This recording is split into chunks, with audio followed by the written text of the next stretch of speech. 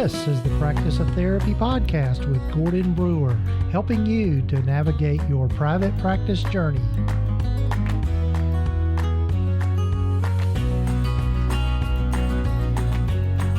This is session number 116 of the Practice of Therapy podcast.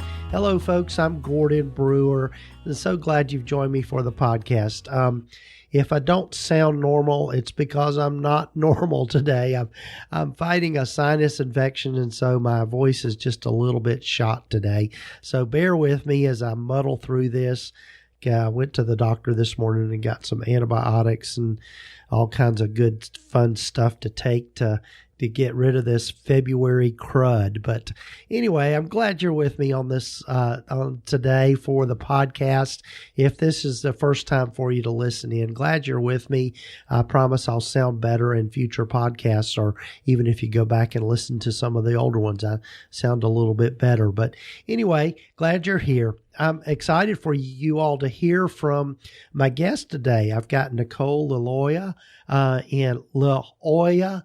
Sorry, Nicole, didn't mean to mess up your name there. But anyway, Nicole is a person that I met online, as I do a lot of people. And Nicole is a business coach and also a former therapist. And so she's moved into the whole realm of business coaching. She's got a background in social work and is really out there helping business owners do their business. And she's going to be talking with us today about just our mindset around our businesses and how we do our practices and some of the things that she has learned over the years and just her work with other therapists and how she's and tell a little bit of her story, which is a great story. So I'm looking forward to you hearing from Nicole. Couple of things that are coming up I wanted to make sure you had on your radar screen. I've got, there's a webinar coming up on February the 24th, and I'm partnering with the good folks at Brighter Vision. They were so gracious to ask me to join them for a webinar. And the title of the webinar is just Money Matters in Private Practice. And so we're going to be talking about the financial side of private practice, which is a theme that you hear from me a good bit. But anyway, I'm glad that they have invited me to do that. And if you want to sign up for that webinar, you can go to practiceoftherapy.com, and at the top there'll be a banner that you can click on to get you signed up for that free on-demand webinar. And it's going to be 1 p.m. Eastern time on Monday, February the 24th. So be sure and check that out and get signed up for that. It's going to be real conversational from what I've talked with Sam Chobowski over at Brighter Vision and their team, and he and I are partnering to do this webinar. So looking forward to you hearing from that. I think it's going to be valuable information. You know, the folks at Brighter Vision are just great folks anyway. Perry Rosenblum, the founder, he's got one of the best podcasts out there, The Therapist Experience, and I commend that to you. But they've just been, it's been great to collaborate with them because they're doing such a great job at helping counselors and therapists get their website where it needs to be and helping make sure that they've got not only a beautiful website, but also one that can be found and is actually drawing in your ideal clients rather than turning them away. So you can check them out at brightervision.com/Gordon and get to that. So anyway, that's coming up February the 24th. So mark it on your calendar at 1 o'clock and sign up at practiceoftherapy.com. You know, the other thing that is coming up is I've gotten so much feedback from folks about getting involved in a mastermind group, or what I like to call a focus group. And this year I'm really kind of restructuring the way that I'm doing things a little bit. But anyway, I've gotten those of you that filled out the survey that I sent out. I'm just so grateful to you for doing that. Gave me just a lot of ideas about what people are looking for and what kind of support they are looking for in their practices. But a focus group, or if you want to call it a mastermind group, is a way for you to get together with a group of trusted colleagues to be able to talk about your practice, be able to process the struggles you're having, trying to figure out how to get better organized in your practice, and really learning how to take your practice to the next level.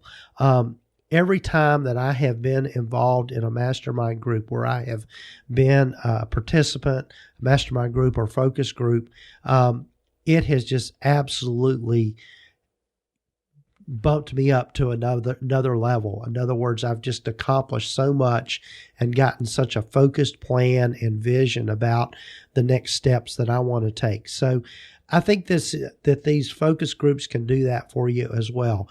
The focus groups will be just from 6 to 8 people at the most, and we'll meet twice a month via Zoom, and just be able to have a good, frank conversation about our practices, ask questions, to be able to get feedback from not only me, but also other people in the group that are at similar places in their practices. And so the one thing about private practice is that it can be lonely at times. You know, you don't, depending on the kind of practice that you have, if you're in a solo practice especially, it's important to have those supports and draw on those supports. And so a focus group is a structured way of doing that, and you will absolutely get the return on your investment of your time and money for that. I'm pricing it at a level that I think is affordable for people. It's $89 a month for 4 months, and that will get your spot in the focus group, and you'll get to make some really great friends with all of that. I think about all the people that I've met over the last few years just as a result of being in some focus groups. My friend Whitney Owens and Megan Warner, those are two people there. Their friendship and they're really peer mentors for me, and have helped me through some decision making with my practice and that sort of thing. So anyway, the focus groups are going to get started in March, and the start date is going to be March the 26th for the first cohort. But if you'll go to practiceoftherapy.com/focus group, you can apply for a focus group there. And I want to make sure it's a good fit for you and that it's worth your time and worth the monetary investment you put into it. So fill out the application, and I'll be back in touch with you, and we'll get things going. If I get if I get more than 8 people, well, I'll probably start a second group. So and hopefully have maybe groups that are really focused on where you are in your private practice journey, whether you're just getting started or whether there might be folks out there that have been in practice for a while but really trying to figure out how to take their practice to the next level. So the first group's going to start March 26th, and so be sure to sign up for that and apply for that over at practiceoftherapy.com/focus group. So look forward to hearing from you on that. So anyway, that's all I've got to announce this morning. And so glad you've joined me for the podcast. And without further ado, here's my friend Nicole Liloia.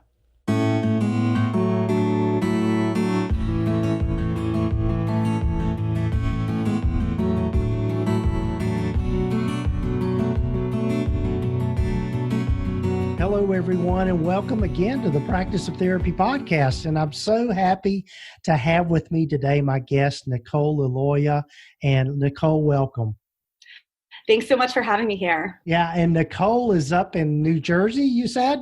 Yep, just outside New York City. Right. And today we're going to be just talking about mindset, which is such an important thing just in private practice, and also just about relationships and how to nurture those and build those to build your practice. Nicole has had a lot of experience with that. So glad you're here, Nicole.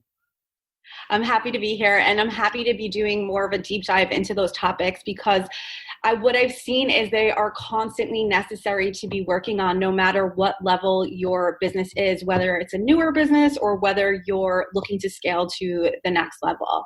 Right. I couldn't agree more. So as I start out with most everyone, tell folks a little bit about your private practice journey and how you've landed where you are, and a little bit more about what you're doing now. Yeah, so I started out as a social worker. I got my master's in social work at Columbia University in New York City, and basically ended up working in the nonprofit world, doing clinical work to get my clinical license so I could eventually have a private practice if I wanted to. What ended up happening, unfortunately, was that I got very, very burnt out in the nonprofit world, just with the bureaucracy, the rules. I'm sure so many people are probably feeling that right now or can connect to that experience. So the second I got enough hours in, I left my job.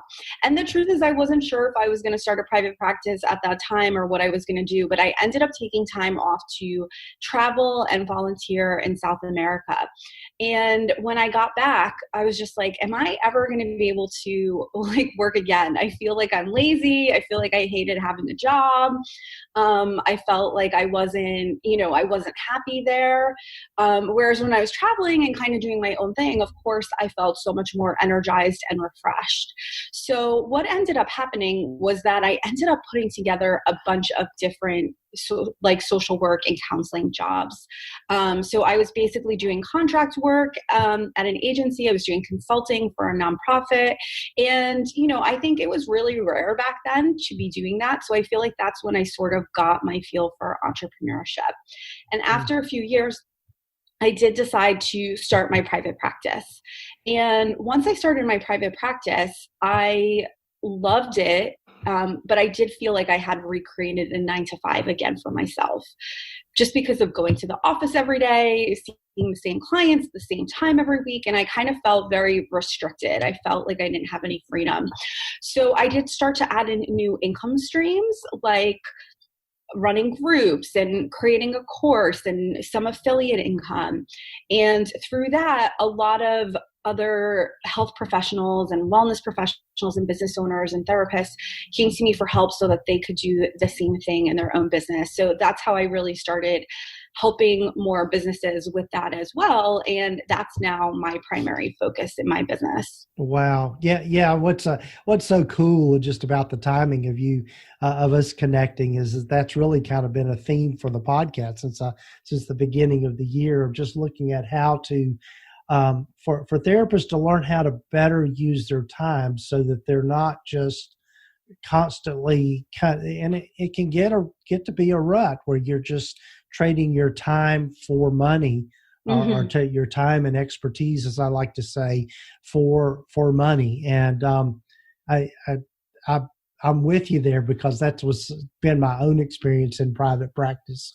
And that once you get that momentum, after you get started and you start getting those referrals and people are coming in, you can fill up your schedule, and it just turns into like you said, the 9-to-5 grind with all of that. And so, and I know that most of us that go into private practice do it because we want to create a different lifestyle for ourselves. So you want to talk a little bit about that, because I know just a little bit I know have learned from you so far, Nicole, is that's a big theme for you as well, just lifestyle and that sort of thing. Yeah, well, I, like to travel. I like to travel for long periods of time. So, for example, I just booked a trip to Mexico for March. So I'll be going there for an extended period of time. And now that my business is all online, I can just bring my work with me and stay away a little bit longer. Now, that's my type of freedom and flexibility. But I know for other people, it's, having more time to spend with their kids, or, having hobbies, or things like that, so I think that really it's looking at what motivates you outside of work as well, which is easy to forget about because I think we love our businesses. It is our child. It is a child. It is one of our children if you have other children. For me, it's my only child. But I think it is really still managing to use the business so to fuel our lifestyle and also have the business be something that we enjoy as much as possible. And I think, there's still going to be things we don't enjoy in business. I don't know about you, but there's still things I don't enjoy in business or still feel like work sometimes. And I think it's also learning to be okay with that too. Right. Yeah. So it sounds like one of the, just in your story, that you really had to make just a really significant mindset shift and just thinking about your time and what you really wanted. What was that process like for you, and what advice would you give others around that? Yeah. So one of the mindset blocks that was hurting me originally was lack mindset and feeling like there wasn't enough out there for me, or that, I couldn't have what I wanted. There was other people with businesses like I wanted or practices like I wanted. And if they already had that meant that then I couldn't do it because they had the market on it. Or, that I was always going to have to work so hard and not be able to have free time to travel or to lighten my workload at times. If I did that, my business would fail or fall apart or things like that. Or just even feeling like I'm not good enough, like I'm not good enough to run the type of business that I want to. Who am I? I didn't go to business school. I just worked at a nonprofit for a few years. What did I do to deserve this? Right. Yeah, it's that whole, as I like to refer to it, that imposter syndrome, and that we think that we're not qualified, but really we have everything we need to, most everything that we need to make it successful. Yeah. So yeah, I know one of some of the topics we talked about before we started recording was just this whole idea of, creating the correct mindset for yourself around practice, but also the importance of relationships and building your practice and being able to use all of that. So you want to talk some more about that? Yeah. So one of the things that I've seen that is absolutely key to building a bigger practice is having healthy relationships with different types of people, right? And what I've seen are 3 types of relationships that really help you build a bigger private practice. But the key is that you have to be in the right mindset to put yourself out there for those relationships. So if you do have that lack mindset where you're like, well, I'm not going to reach out to people because they already are connected with other therapists. They don't need to know another therapist. Or if you're talking about, I'm going to fail at this. Nobody's going to get back to me. If you're believing those things, then you're not going to even be open to putting yourself out there and being open to the possibilities that come with being willing to get seen, being willing to build relationships that are mutual relationships where you're helping other people, not just trying to help yourself and your practice. So it is really important to just really connect with yourself. And when you think about building relationships and getting out there, really saying like, what is coming up for me? What is my fear? If this is something that constantly falls to the bottom of my to-do list, why is that? What am I getting distracted by when I go to make that phone call, when I go to send that email? What comes up for me? Yeah. And it's I think you're exactly right. I think that's one of the things that I know I had to kind of learn along the way was thinking that because somebody else is doing this, that there's not room for me to do it as well. Yeah, and I think that's totally. Just a whole scarcity mindset rather than an abundance mindset. And that the truth, absolutely. The truth of the matter is that in this space, the mental health space, or just really a lot in most any services, there's room for more people. Nobody exactly, just because somebody is doing something well doesn't mean you can't put your spin on it and do it in your way. Yeah. And really also looking at it and saying, rather than, oh, somebody's doing this, there's no room for me, but really using that as a model, like somebody's doing this and is successful. So that means that there's a path for me to do this and be successful as well. This is needed. Right. Yeah. So with the relationships, how do you categorize the different relationships that you think about it as you think about it? Yeah, the first relationship is with your community, which is your ideal clients and the people that you want to work with. So you want to make sure that you're building your community and building a larger community rather than just, your 15, 20, 25 clients per week, right? Because you want to be nurturing a larger audience so that when clients leave, you have new clients that are going to be sort of being prepped and ready to work with you, being nurtured by you. And one of the ways to have that relationship with them is you showing up and creating content for them and getting in front of them, right? So are you showing up on your Facebook? If that's an area where your clients are going to be looking for you, are you creating blog content? Are you, what are you doing that shows them that you're an expert in the areas that they need help in? So that way they can start to follow you. Are you giving them opportunities to get on a mailing list so you can send them emails, let them know when you have new spots open, or let them know when you're running a group or doing a workshop or doing something different that might be a good fit for them? Right. Yeah. And that's really marketing at the heart, is really getting yourself in front of your ideal client and making sure that people know about you. That whole idea, build it and they will come. Well, no, you got to build it and then tell them about it. Then they will come. Yeah. And I think the difference there is that when you first start out, you really are thinking about like, I just need 5 more clients, or I need 10 clients, or I need 15 clients, whatever it is.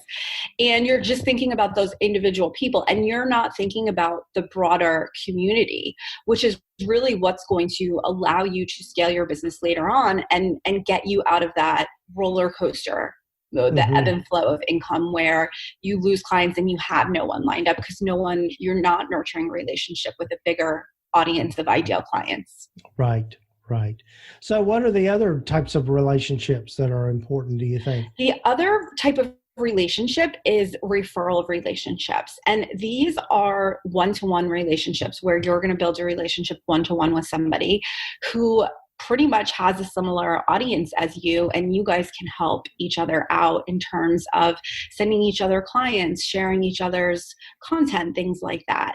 And a lot of times we don't develop referral relationships in a healthy way. We sort of send out emails like, hey, I have spots open on this, I have a practice that serves kids and parents, and, you send this to the local school and you're like, if you have any kids that need therapy with anxiety, depression, and list every single type of mental health illness out there.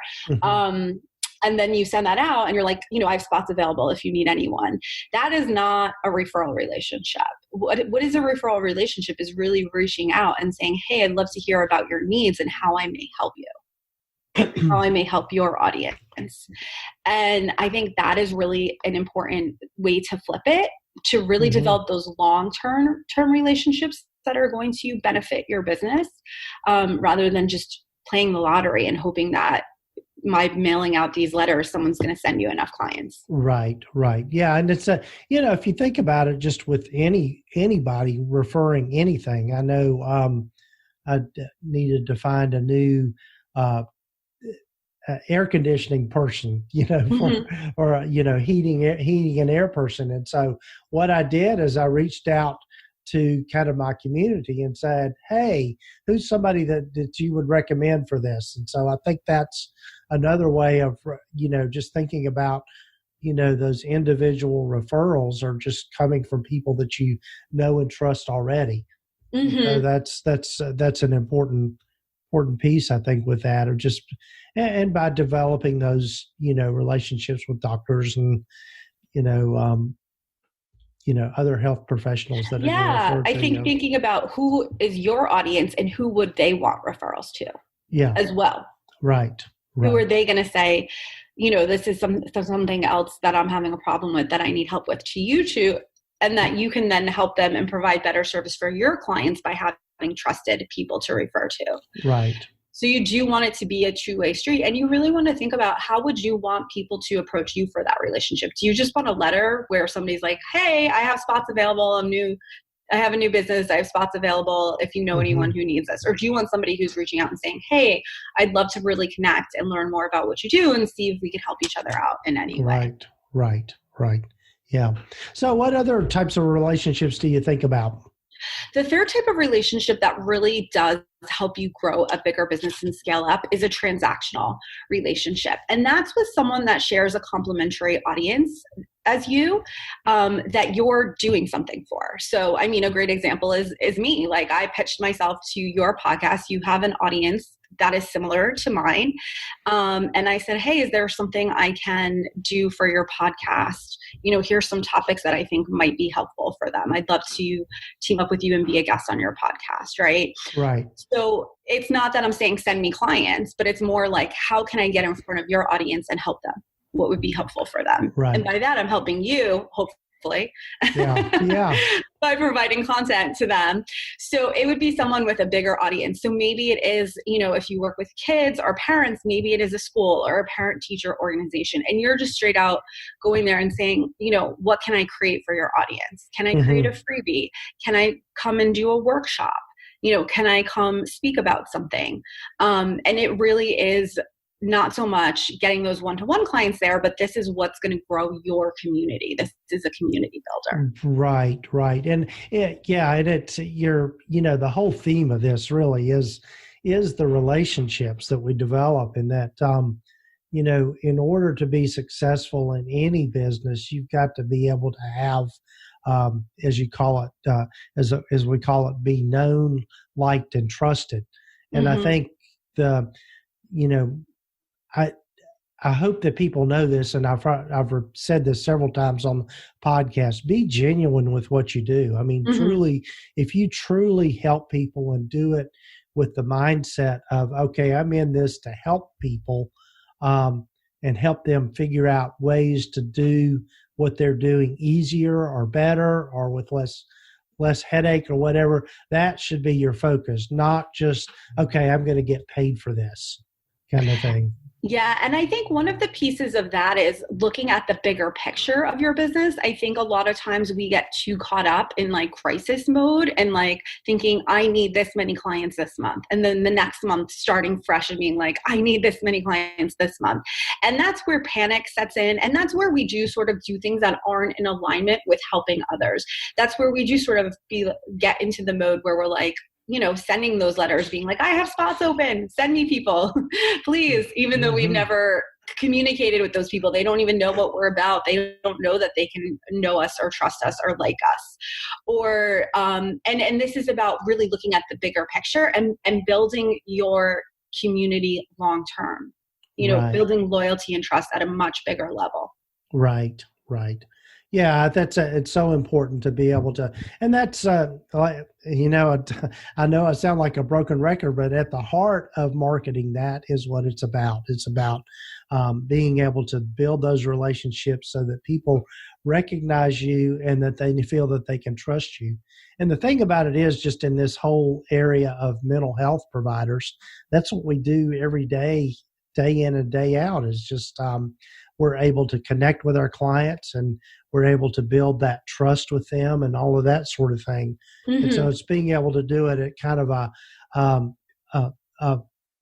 higher, not a higher level, but another level outside the therapy room, of being able to provide that valuable information and stuff for people. Yeah. And, I think going back to the mindset blocks, one of the biggest mistakes people make is only doing those things when they're in a lack mindset or in a lack period in their business. And that's when you go out there and you try to build these relationships, but you're in lack mindset already. You're not aware of it. You're in panic mode and you're putting that anxiety out there to other people. Yeah, you're exactly right. The more you can do it when there's not a sense of urgency about it all, you're going to do a better job and you're going to be more genuine with it as well. Yeah. And you'll have consistent income long term. Right. Right. When you don't do this regularly, when you're only doing this when you're in panic mode, you do start to have inconsistent income growth. You can't really rely on your monthly income. And, it's a scary place to be. Yeah. One of the things that I've figured out too, Nicole, is, and I've kind of learned this from my podcast and just doing this, I think the big thing is you want to put content out there consistently. And that's where you also get credibility, is by being consistent and just doing stuff that is, hopefully quality work with people. And so that, the other thing too is being able to be patient with just slow, steady growth, I think, is another thing too. Yeah.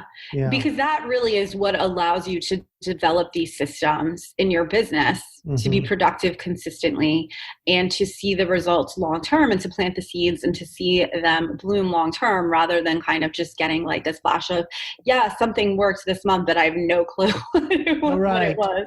Right. You're not just throwing darts at a board. Yeah. Right. It definitely gives you time to test different things, to see what works, and to really commit to building those relationships and to growing your business and building a bigger business long term. Right. And I think one of the things too is that it's scary to do this. This is new ways. This is not things that we had to do when we got out of school, or even at our internships in school. We were kind of just given clients. I was given clients. There was a huge wait list at my agency. Clients would leave and clients would show up. I knew nothing about the process. So I think also just everybody could give themselves grace to learn this and realize it is a new skill. It is a new strategy. Just because it's not comfortable right now doesn't mean it's wrong. It's just something that you need to grow into long term. Right. And the other thing that reminds me of, just kind of bringing us full circle back to the beginning of our conversation, is just really thinking about what is the lifestyle you want for yourself. I think that's so important. And then, your practice, there is no exact way to do a practice. But you figure out what it is, how you want to do your practice, and do it in your way. And I think that's so important. And you're going to be happier that way too. Absolutely. Yeah. Well, Nicole, I'm sure we could talk for hours just about this stuff. It's, what's amazing to me, and the people I get on the podcast and the people that are I come in contact with, is how much we all have very similar mindsets already, and just thinking about things and just thinking about this whole private practice space. So, and the same fears too. Yeah. Right. So, tell folks a little bit more about how they can get in touch with you and just learn more about you through the things that you're doing. Yeah, I would love for people to head on over and grab my actual consistent income toolkit, where it gives you the steps to actually figure out what you need to build consistent income, now that you know the mindset blocks and the relationship steps. So you can go to NicoleLiloia.com/consistent income to grab that. And then, feel free to reach out to me at Nicole Liloia on Instagram or Facebook or anything like that, and let me know any further questions you guys have, or share with me. I would love for you guys to share with me one type of relationship you're going to work on building in the next 30 days. Right. And we'll have all those links in the show notes and show summary, so people can have easy access to all of that. So, Nicole, what would be some parting thoughts for folks out there listening that you'd want them to really know and think about?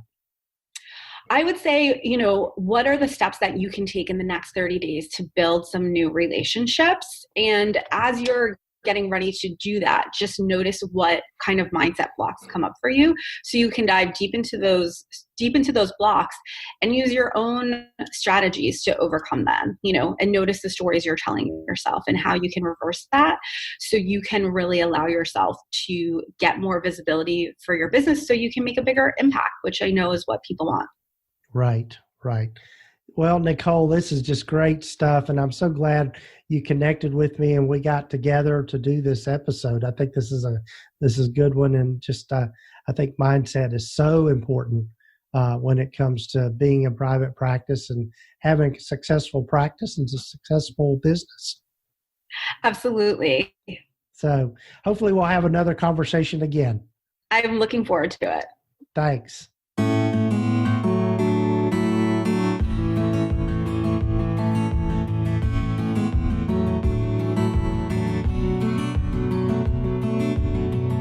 Well, folks, I hope you've enjoyed hearing from Nicole. I know that I just thoroughly enjoyed my conversation with her. And like a lot of folks in this whole consulting, private practice consulting space, we really are very like-minded in the way we approach things and just thinking about what are the things that you need to do in order to build your practice and have it be successful.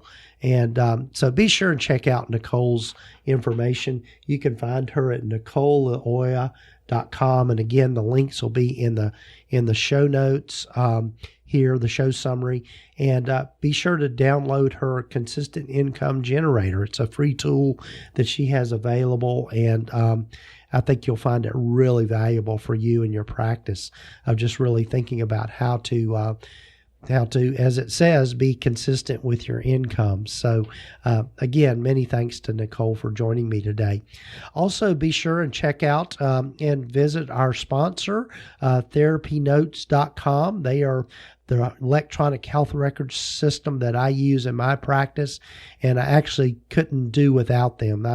I'm in that platform every single day, and it's really the hub of our practice, and it's got so many useful tools for therapists and also your clients, just with their patient portal and just being able to file claims and track your billing, send appointment reminders, and all those wonderful things. So be sure to check them out at therapynotes.com. And if you'll use the coupon code Gordon, just GORDON, you can get your first 2 months free for trying them out. So, and also just keep on your radar the upcoming webinar, free webinar with Brighter Vision. It's going to be February the 24th at 1 p.m. Eastern Time. And you can sign up to take part in that webinar by going to practiceoftherapy.com and just click on the banner that's up at the top of the page there, and that will get you to the registration page, and I hope to see you there. So I'm really looking forward to doing this webinar on money matters in private practice. And then also, I want to commend to you the focus groups. As I mentioned earlier, I've got some focus groups getting ready to start, and I'd love for you to apply and join me with those. And those will be starting in the latter part of March. So you can get to those by going to practiceoftherapy.com/focus group, and you can apply there. So take care, folks, and I hope to sound better next time and not so gravelly. But I'm glad you've joined me for the podcast, and I'm so glad you're with me on this journey. Do take time to subscribe to the podcast wherever you might be listening to it, and leave us a review and a rating. It just only helps us grow and help more people find us. And so glad you're with me, folks. Take care. Have a good rest of your week or weekend whenever you might be listening to this.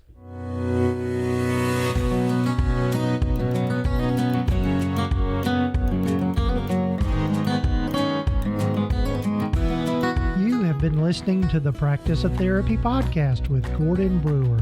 Please visit us at practiceoftherapy.com for more information, resources, and tools to help you in starting, building, and growing your private practice. And if you haven't done so already, please sign up to receive the free Private Practice Startup Guide at practiceoftherapy.com. The information in this podcast is intended to be accurate and authoritative concerning the subject matter covered. It is given with the understanding that neither the hosts, guests, or producers are rendering legal, accounting, or clinical advice. If you need a professional, you should find the right person for that.